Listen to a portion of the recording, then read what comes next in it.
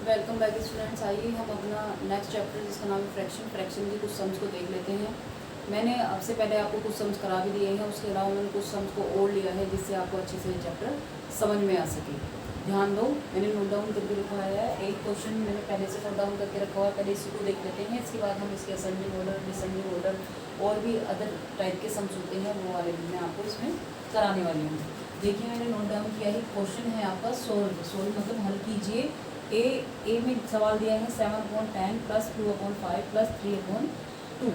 ये एक सवाल दिया है। और बी में दे दिया है 3 सही 1/2 - 2 सही 5/8 संख्या दिया है। इसको आपको सब्ट्रैक्ट करना है और इस वाले सवाल को आपको क्या करना है, ऐड करना है। तो कर लेते हैं हम, पहले स्टार्टिंग कर लेते हैं। सॉल्यूशन लिख लेंगे हम। सॉल्यूशन जिस प्रकार से हम क्वेश्चन आंसर लिखते हैं ऐसे मैथ में ये करते हैं, सॉल्यूशन लिखते हैं। तो सॉल्यूशन लिख लेते हैं और इस सवाल को आप ऐसे की ऐसे ही उतार लेंगे। 7/10 है + 2/5 + 3/2। कल मैंने आपको बताया था बच्चों कि इसमें क्या करते हैं हम, जितने भी हमारे डिनोमिनेटर होते हैं उसका क्या कर लेते हैं, एलसीएम ले लेते हैं। लेकिन इसका और इसका एलसीएम तो हमारा क्या हो जाएगा, 10 ही हो जाएगा। तो इसलिए इसका हम क्या कर लेते हैं 2 से, और 2 का भी 10 ही हो जाएगा। यानी तीनों संख्याओं में जो 10 है वो तीनों का एलसीएम है। तो इसलिए हम क्या कर लेंगे, बराबर में एक लाइन खींच लेंगे और नीचे लिख लेंगे 10। अब देखिए 10 को 10 करने के लिए कितनी की मल्टीप्लाई करनी पड़ी, आपको 1 की मल्टीप्लाई करनी पड़ी, इसलिए 1 के ऊपर कर लेंगे तो 7 × 1 हो जाएगा। और ब्रैकेट में आप इसको रखेंगे फिर प्लस कर लेंगे। फिर 5 को 10 करने के लिए 2 की मल्टीप्लाई करनी पड़ी, इसलिए ऊपर के जो 2 लिखा हुआ है यानी अंश के जो 2 लिखा हुआ है उसमें भी हम 2 की मल्टीप्लाई कर लेते हैं। उसके बाद माइनस में सॉरी प्लस का साइन है, प्लस का साइन लगा लेंगे और 2 को 5 की मल्टीप्लाई करोगे तब जाके आपका 10 होगा। तो इसलिए हम क्या करेंगे, 3 में आप 5 की मल्टीप्लाई कर लेंगे। बराबर इसको बराबर करेंगे, कर लीजिए मल्टीप्लाई। 7 × 1 7 होता है, 2 × 2 4 होता है और 3 × 5 15 होता है और बटे में हो जाएगा आपका 10। इसके बाद आप क्या करेंगे, इसको सिंपली जोड़ देंगे। जोड़ने के बाद आपका क्या आ जाएगा, 4 × 5 = 9 होते हैं और 1 4 × 5 = 9 और 7 होते हैं आपके 16। 16 के लिए 6 का हासिल लगे 1 और 1 हो गया आपका 2, ये हो गया 26 अपन हो गया है 10। अब मैंने आपको कल ये भी समझाया था, याद हो स्टूडेंट्स, आपको याद होगा कि मैंने आपको समझाया था कि यदि हमारा हर जो होता है वो बड़ा होता है और अंश जो होता है वो बड़ा होता है और हर जो होता है वो छोटा होता है, तो हम क्या कर लेते हैं, अंश में भाग देते हैं किसकी, हर की। यानी कि न्यूमरेटर को हम डिवाइड कर देते हैं डिनोमिनेटर से। तो उसको डिवाइड कर लीजिए, या फिर पहले आप इसको ऐसे कट भी कर सकते हैं। जैसे 2 से आप इसको काट लेंगे तो यहाँ पे 13 आ जाएगा और इसको काट देंगे तो यहाँ पे 5 आ जाएगा। अब आप 13 को 5 से डिवाइड कर सकते हैं। 5 2 से 10 हो जाएगा, बच जाएंगे कितने, 3 ऊपर आ जाएगा और 5 नीचे आ जाएगा। ये आ जाएगा आपका आंसर। यहाँ पे ये आपका क्वेश्चन सॉल्व हो गया है। आई होप आपको समझ में आया होगा। इधर देख लेते हैं हम सब्ट्रैक्ट, इसी का सब्ट्रैक्ट देख लेते हैं। सब्ट्रैक्ट में मैंने आपको बताया था कि पहले क्या कर लेते हैं, ये क्या है, हमारी मिक्स फ्रैक्शन है। मिक्स फ्रैक्शन को पहले हम क्या कर लेते हैं, प्रॉपर फ्रैक्शन में ले आते हैं। तो उसके लिए हमने क्या किया है कि 2 का टेबल 3 टाइम पढ़ेंगे। 2 3 × 6 होता है और +1 कर लेंगे तो 7 हो जाएगा 2। और इसके बाद इसको भी ऐसे ही कर लेंगे आप। 8 दूनी 16 होते हैं, 16 5 16 और 5 21 हो जाएंगे, 21 बटे हो जाएगा आपका 8 बराबर। अब इन दोनों का भी एलसीएम ले लेंगे। अब देखो इत्तेफाक से ये वाली संख्या यानी ये जो 2 है और ये 8 है, तो इन दोनों का एलसीएम क्या है, केवल 8 ही आ जाएगा। क्योंकि 8 एक ऐसी डिजिट है जो 2 से भी डिवाइड होती है और 8 से भी डिवाइड होती है। तो हम यहाँ पे 8 ही ले लेते हैं। 8 लेने के बाद आपको क्या करना है कि 2 को हम कितने की मल्टीप्लाई करें कि 8 आ जाए। तो 2 में हमने 4 का टेबल पढ़ा है तो 4 का टेबल ही हम 7 में पढ़ लेंगे तो 7 × 4 आ जाएगा। इसे ब्रैकेट में कर देंगे आप और यहाँ पे आ जाएगी आपकी माइनस, क्योंकि हम माइनस का सम्स कर रहे हैं। फिर 8 को 8 करने के लिए हमने क्या किया है, 1 की मल्टीप्लाई करी। तो 1 की मल्टीप्लाई हम 21 में ऑलरेडी 21 हमारे पास है और 1 की मल्टीप्लाई कर देंगे, ठीक है। अब इसके बाद क्या करेंगे, 7 4 से 28 हो जाते हैं और माइनस हो जाता है 21 और बट्टे में हो जाता है आपका 8। अब 28 में से आप 21 चला जाएगा तो बच जाएगा क्या, 7/8 बच जाता है आपका आंसर। ठीक है बच्चों, आपको समझ में आया होगा। अब हम देखते हैं नेक्स्ट सम्स क्या है।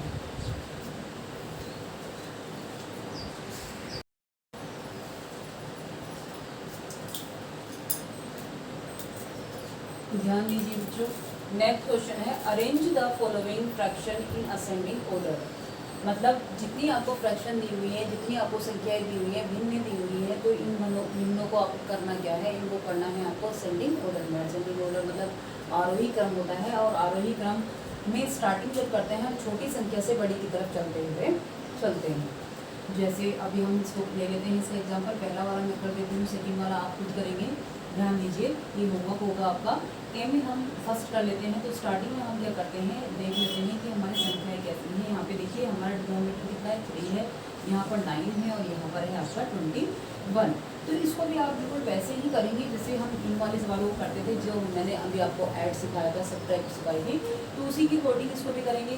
ध्यान दो, पहले हम क्या कर लेंगे, इसका एक एलसीएम ले लेते हैं। एलसीएम किसका, 3 का, 9 का, 21 का। देखो 3 का और 9 का एलसीएम अगर हम करें तो केवल 9 ही आ जाएगा, क्योंकि 9 3 से भी कट जाएगा और 9 से भी कट जाएगा, डिविजिबल है। तो इसलिए हम केवल किसका एलसीएम कर लेते हैं, 21 का और 9 का एलसीएम कर लेते हैं।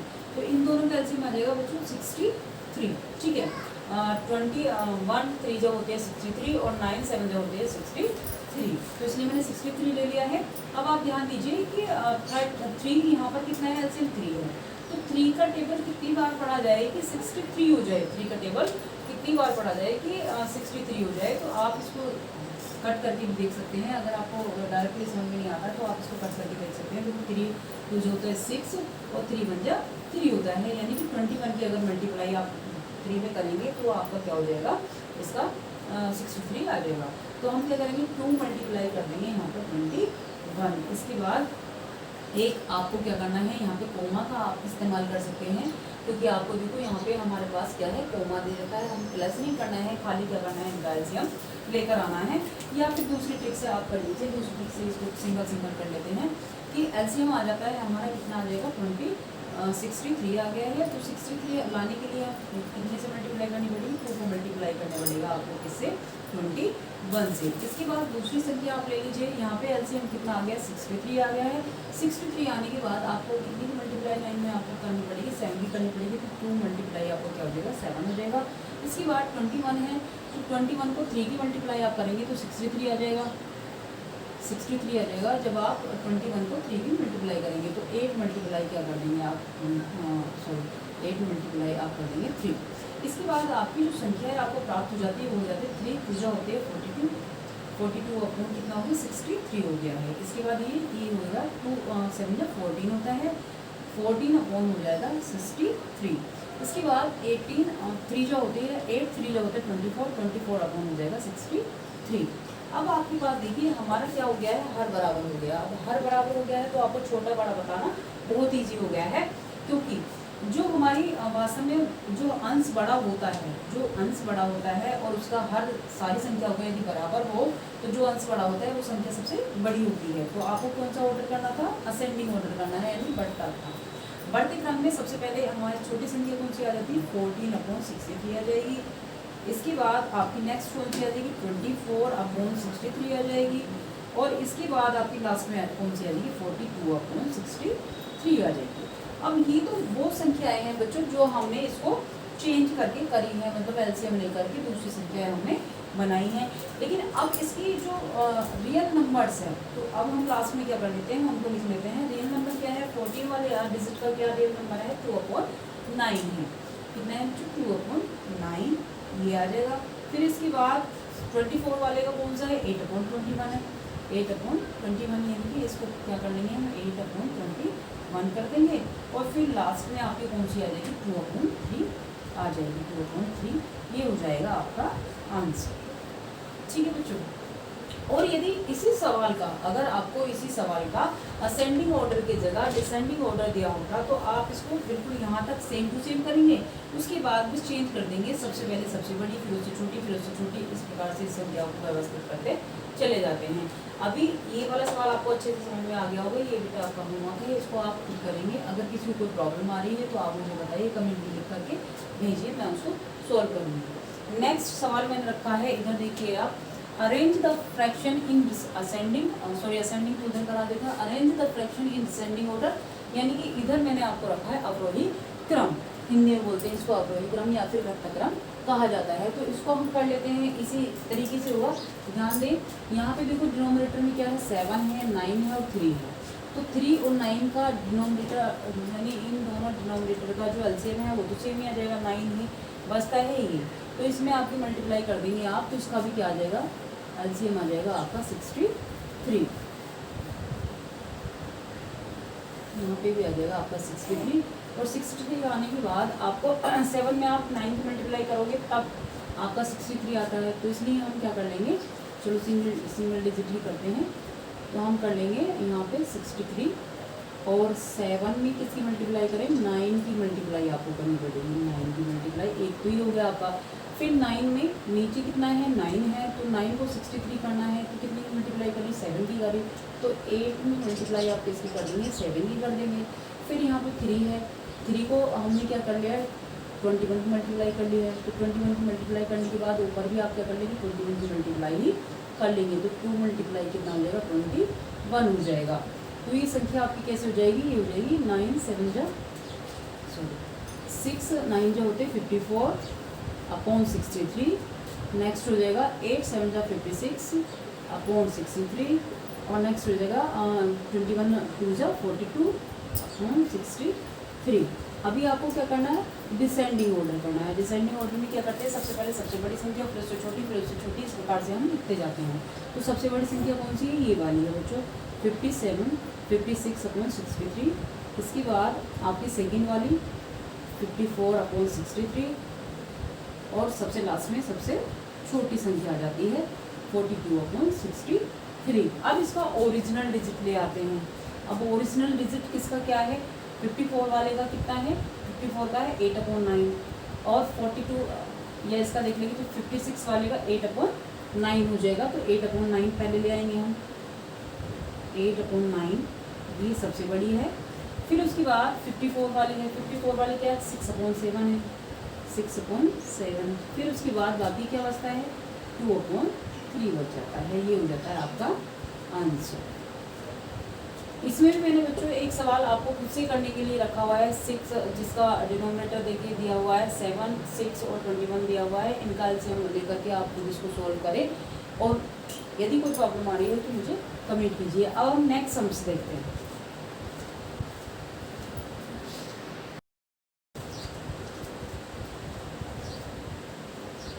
क्वेश्चन नंबर 4 है, the side of a triangle are 5/2 centimetre, 3 से ही 3/5 सेंटीमीटर एंड 2 से ही 3/4 सेंटीमीटर। ठीक है, यानी कि इसके जो आपको इसमें दिया हुआ है एक त्रिभुज दिया हुआ है जिसकी भुजाओं का आपको नाप दे दिया है।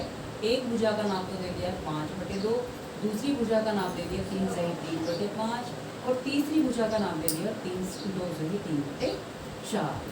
अब करना क्या है, आपको इसका पेरीमीटर निकालना है। पेरीमीटर मतलब होता है परिमाप। क्या निकालना है, परिमाप निकालना है। और जब भी हम किसी चीज़ के परिमाप की बात करें तो हमें ध्यान होना चाहिए कि जब हम परिमाप की बात कर रहे होते हैं तो इसका मतलब ये है कि हमें क्या करना है, नाप कहाँ करनी है, केवल उसकी मेड की नाप करनी है, यानी कि डोले की नाप करनी है या किनारे की नाप करनी है। कहीं पर भी आप बात करें तो केवल किसकी करनी है, आउटसाइड की नाप हमें करनी होती है। जैसे अगर हम बोर्ड की बात की जाए तो इसका पेरीमीटर निकालना हो तो हम कहाँ से चलेंगे, केवल इसकी किनारे की नाप करेंगे। उसके लिए ज़्यादा सूटेबल रहता है कि हम कहीं पर एक कोने को टच कर लेते हैं या यहाँ पर नोट डाउन कुछ कर लेते हैं और यहाँ से स्टार्टिंग करते हैं, इस प्रकार से करेंगे तो इसका पेरीमीटर हम निकाल लेंगे। ठीक है, अभी हमें तीनों नाप ली हुई है तो सबसे पहले हमें क्या पता होना चाहिए, इसका फॉर्मूला पता होना चाहिए कि अगर हम ट्राइंगल का परिमाप निकाल रहे हैं, पेरीमीटर निकाल रहे हैं तो इसका फॉर्मूला क्या होता है। तो सबसे पहले हम सॉल्यूशन कर लेते हैं और सॉल्यूशन करने के बाद हम लिख लेते हैं कि नो दैट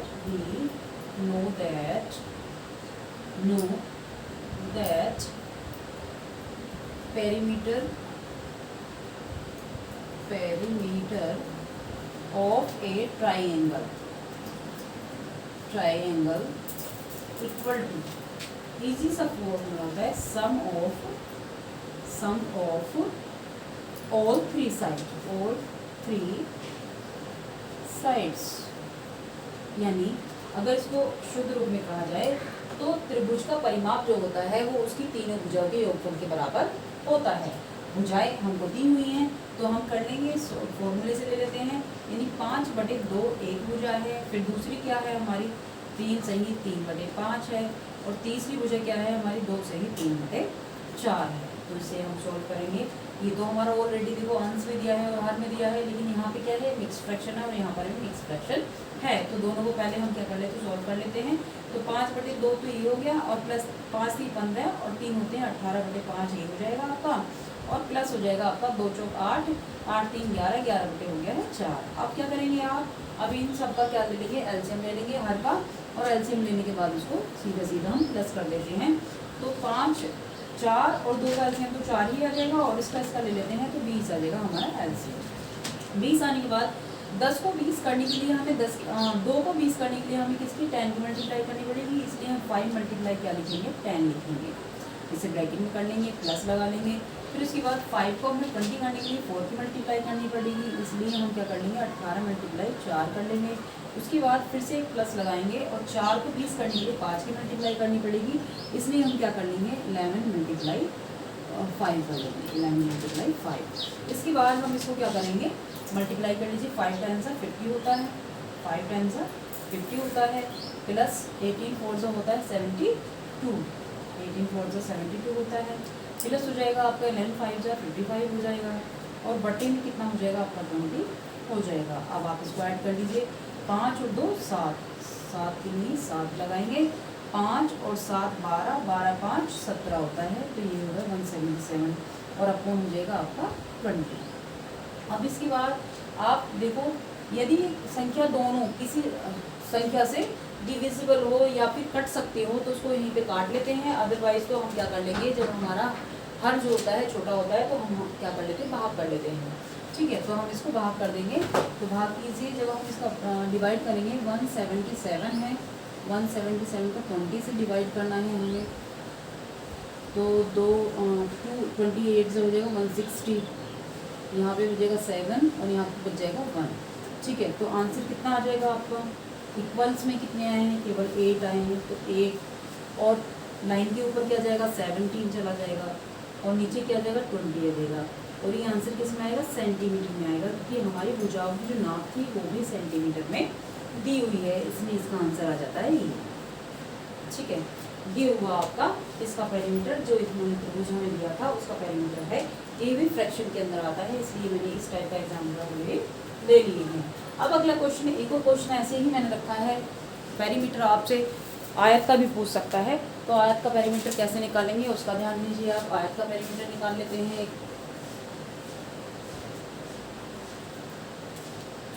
यहाँ पर करेंगे सॉल्यूशन।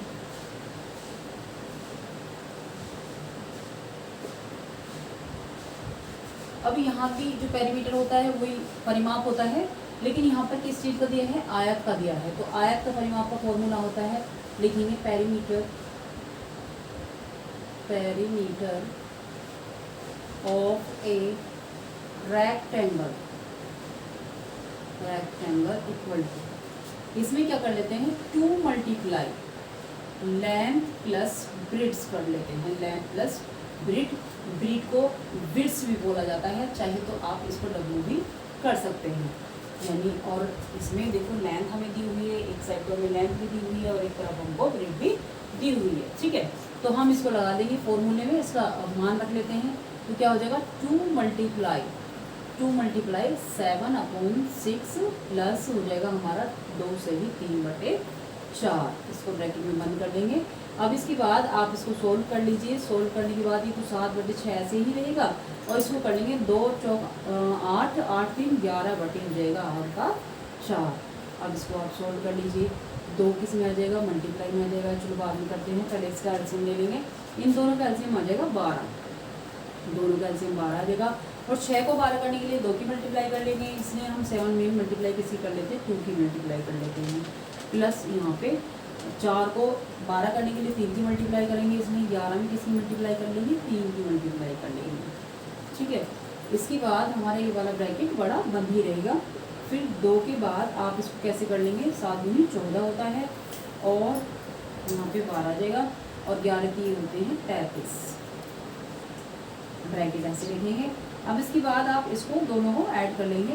2 मल्टीप्लाई क्या आ जाएगा यहाँ आपका, 3 और 4 होते हैं 7 और 3 और 1 होते हैं 4 और बटे हो जाएगा आपका 12। अब देखो ये कैसे आ गया, 2 मल्टीप्लाई 47/12 आ गया है। अब बच्चों हम क्या करते हैं कि अगर हमें इस टाइप की कोई संख्या मिली होती है तो सबसे पहले आप इसकी बटे 1 कर लीजिए ताकि आप कंफ्यूज ना हो, क्योंकि आपको क्या है फ्रैक्शन बनानी है, फ्रैक्शन में काम करना है। ठीक है, इसके बटे हमने 1 कर लिया। अब 1 करने के बाद देखो अगर ऊपर का किसी अंश से हर कट रहा होता है, अगर किसी अंश से हर कट रहा होता है तो हम उसको काट देते हैं यहीं का यहीं। तो 2 1 2 हो जाएगा, 2 6 हो जाएगा 12। ठीक है, तो अभी हमारे पास क्या बच गया है, 47 अपॉन बच गया है 6। अब आप देखेंगे कि नीचे जो हमारा डिनोमिनेटर है वो क्या है, बहुत छोटा है और न्यूमरेटर क्या है, बड़ा है। तो अब आप क्या करेंगे, वही सेम फॉर्मूला अपनाएंगे। आप इसमें क्या कर देंगे, बाहर कर देंगे 47 को किससे, 6 से। तो 6 7 जो होता है 42। 42 करने के बाद आपका यहाँ पे बच जाता है शेष कितना, 5 बच जाता है। तो आप इसको लिखेंगे बिल्कुल वैसे ही। क्या हो जाएगा आपका जो इक्वल साइन है 7 तो लाइन के बीचों बीच आ जाएगा और लाइन से ऊपर क्या चला जाएगा, रिमाइंडर चला जाएगा। और जो आपका डिवाइड करने वाली संख्या थी जिससे आप डिवाइड कर रहे हैं वो आ जाएगी आपकी नीचे। और इस प्रकार से ये आंसर हो जाएगा आपका इतना सेंटीमीटर आंसर। और ये क्या आया है, ये आ गया है आपका रेक्टेंगल का पेरीमीटर आ गया है। ठीक है, आई होप स्टूडेंट्स आपको इनका जो चैप्टर था वो अच्छे तरीके से समझ में आ गया होगा। अभी मैं इसके 2-3 एग्जांपल और करा देती हूँ आपको। एक तो भाग के कराने हैं और इसी के साथ में मल्टीप्लाई के भी कुछ सम्स कराने हैं। ध्यान दीजिए और बने रहिए मेरी वीडियो के साथ में, मेरे चैनल के साथ।